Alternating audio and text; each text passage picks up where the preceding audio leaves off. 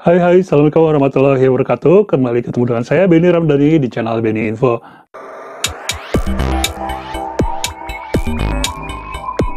Guys, kali ini saya akan ngomongin seberapa penting atau penting gak sih sebenarnya kita sebagai penulis mengikuti lomba atau kontes menulis yang belakangan ini banyak beredar ya.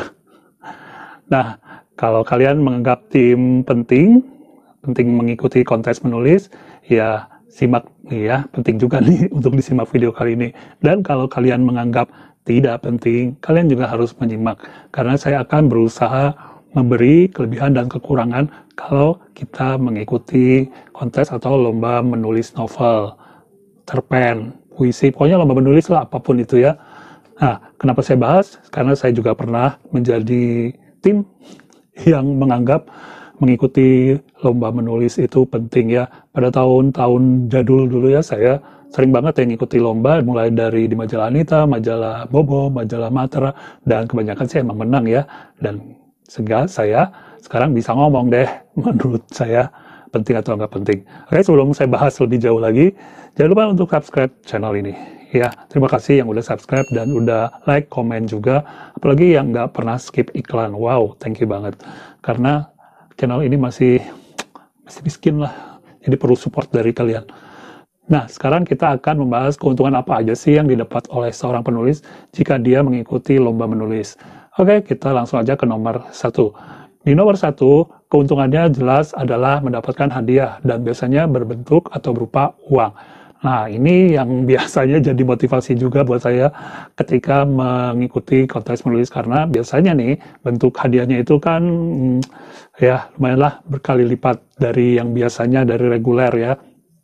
Sehingga hal itu juga menjadikan keuntungan.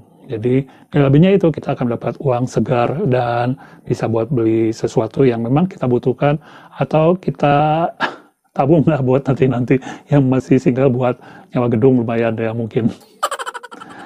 Oke, kita sekarang ke yang kedua. Biasanya nih kalau ikut lomba itu motivasi kita besar untuk menulis yang terbaik ya. Karena kita sering terbiasa menulis yang baik, lama-lama ketika menulis untuk reguler yang non lomba pun ya kita kebiasaan yang terbaik ini ke bawah-bawah. Jadi saya sarankan kalau yang belum terbiasa menyeleksi ide yang baik, yang cemerlang gitu, mendingan cobalah tantang diri sendiri untuk ikut lomba, karena entah gimana itu motivasi atau dorongan kita untuk mencari ide yang bagus ya, yang keren itu sangat besar, dan otomatis kepala kita itu pola pikirnya ya gitu, memilah-milah langsung hal-hal yang keren. Ya, itu dia keuntungan nomor 2. Keuntungan berikutnya yang nomor 3 adalah terbiasa dengan deadline, karena setiap event lomba itu pasti ada deadline-nya, sebulan lagi, seminggu lagi. Nah, kita kan terbiasa tuh, wah harus dapat 7.000 kata, wah harus sekian kata. Nah, dengan demikian juga kita akan terbiasa mengetik ya, mengerjakan sebuah naskah, novel atau cerpen itu dengan tenggat waktu. Ke seharian, ke naskah-naskah reguler pun kita jadi terbiasa untuk menjadwalkan waktu menulis kita. Nggak terlalu rebahan-rebahan amat lah. Sebagai penulis kita harus produktif ya. Semakin produktif, semakin berjaya kita. Dan kita akan otomatis semakin selektif juga nantinya. Oke, itu yang nomor 3. Sekarang kita ke nomor 4. Nomor 4 ini adalah rasa percaya diri yang meningkat, terutama kalau kita menang ya. Kalau kita menang, kita akan tambah pede ya, tambah oh ini ternyata gue bisa nih nulis ya, bisa mengalahkan banyak orang. Karena tidak jarang ya orang yang menang lomba, tapi sebelumnya dia belum pernah ikut naskah-naskah reguler. Alasannya karena dia nggak pede aja. Tapi setelah dari lomba itu, dia akhirnya pede dan ngirim ke naskah reguler ya. Itu dia nomor 4 keunggulannya kalau kita sebagai penulis mengikuti kontes lomba menulis. Dan nomor 5 keuntungan lainnya adalah selain uang ya, biasanya kan karya lomba yang menang, kan menang ya sekian besar aja kadang-kadang dipublikasikan, apalagi kalau menang. Nah itu keuntungannya, kalian sudah melewati proses seleksi meja redaksi ya. Jadi dari dewan juri itu dianggap bagus ya, berarti udah lewat dewan redaksi juga, jadi layak untuk dipublish, layak untuk diterbitkan, layak untuk dicetak. Yang berikutnya adalah mendapat publisitas. Jadi ketika kalian menang, biasanya perhatian orang kan akan tertuju pada event itu ya, dan orang akan mencari tahu kalian, dan akhirnya kalian terkenal. Ini juga menguntungkan kalau buat saya, karena nantinya ketika kita mengirim ke penerbit ke apa, orang udah tahu ya, karena apalagi ada stempel kita memenangkan lomba pokoknya yang bergengsi, terutama ya lombanya, itu pasti akan kayak apa ya, pelicin untuk masuk ke penerbit-penerbit tertentu yang kita inginkan ya, apalagi kalau penerbitnya itu yang bikin event. Nah, naskah berikutnya tuh kayak makin lancar aja, karena orang-orang di dalamnya kan udah kenal kita siapa ya. Keuntungan lain ya, yang berikutnya adalah kita bisa menantang diri kita untuk apa ya, untuk melakukan hal-hal yang baru sama sekali ya. Mungkin kalian tadinya nulisnya genre romance dan zona nyaman kalian di romance, tapi karena satu ketika ada lomba atau kontes menulis genrenya thriller, detektif, nah kalian tertantang gitu ya. Akhirnya kalian berusaha untuk menulis genre tersebut. Biasanya kalian nulis cerpen tapi ingin ikut kontes lomba novel, ya kalian harus memulai hal yang baru, menulis novel atau puisi atau apapun itu.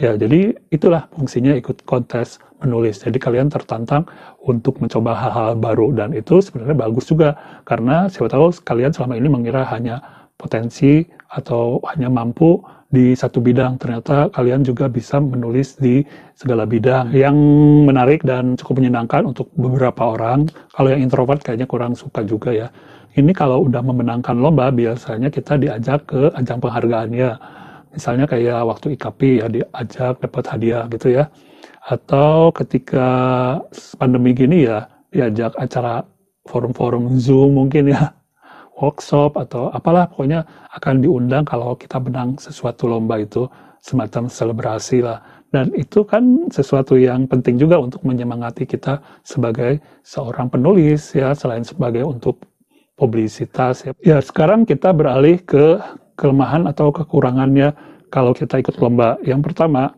ini kalau event lombanya berbayar, ya sekarang kan banyak juga yang berbayar ya, walaupun sedikit, itu uangnya nggak akan kembali ya. Kalau kita kalah ya nggak akan kembali, kalau kita menang juga nggak akan kembali, jadi hilang, lapor kalau bahasa Sunda ya, hilang begitu saja. Dulu sih biasanya kalau ada sponsornya, lomba-lomba itu syaratnya ya menyertakan kemasan tertentu ya, kemasan produk A misalnya.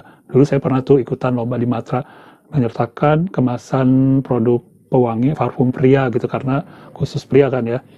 Nah, itu biasanya si produknya nggak kembali ke kita atau apalah gitu ya. Kalau udah itu ya harus kita ikhlaskan, kita korbankan ya.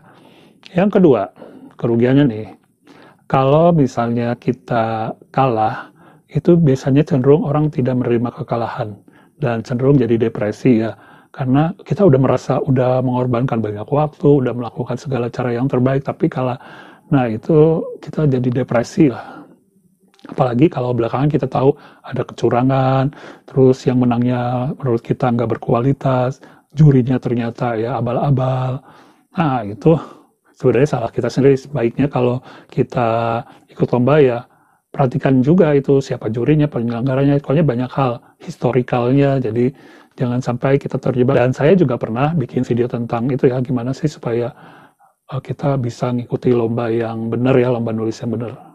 Dan yang ketiga, yang terakhir, menurut saya, hati-hati jangan sampai terjebak, karena kita bisa aja terjebak dalam suatu event lomba atau kontes menulis, karena kita nggak baca baik-baik persyaratannya, aturan mainnya. Misalnya, yang paling sering menjebak itu, bahwa karya yang dikirimkan sepenuhnya menjadi milik si penyelenggara, padahal kita nggak menang.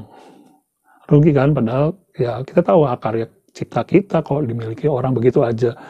Hati-hati dengan yang kayak gini, kalian harus tanyakan dulu panitia ini benar, kalau kalah gimana, kalau menang gimana. Jadi jangan sampai kalian terjebak tiba-tiba ya karya kalian karena dikirim ke sana diklaim sepenuhnya jadi mereka, dan kita nggak dapat apa-apa, nggak menang kok, tiba-tiba mereka terbitkan dan ya kita cuma dapat kecil gitu ya, mungkin bukti terbit aja, terima kasih aja. Ya guys, saya tidak akan memaksa kalian untuk mengikuti lomba menulis, kontes menulis, dan juga tidak memaksa kalian untuk berhenti mengikuti kontes menulis. Semua keputusannya ada di tangan kalian ya. Jadi kalian yang menentukan sendiri mau ikutan kontes menulis atau enggak. Dan saran saya sih ya pertimbangan juga kalau mau ikut kontes menulis, jangan semua kontes diikutin, tapi akhirnya menjebak kalian dan kalian akhirnya malah depresi. Ya, itu aja saran saya. Dan semoga saja informasi ini bermanfaat buat kalian. Jangan lupa buat semuanya ikuti terus video di channel ini. Jangan lupa untuk subscribe juga. Sampai ketemu lagi di video berikutnya. Assalamualaikum warahmatullahi wabarakatuh.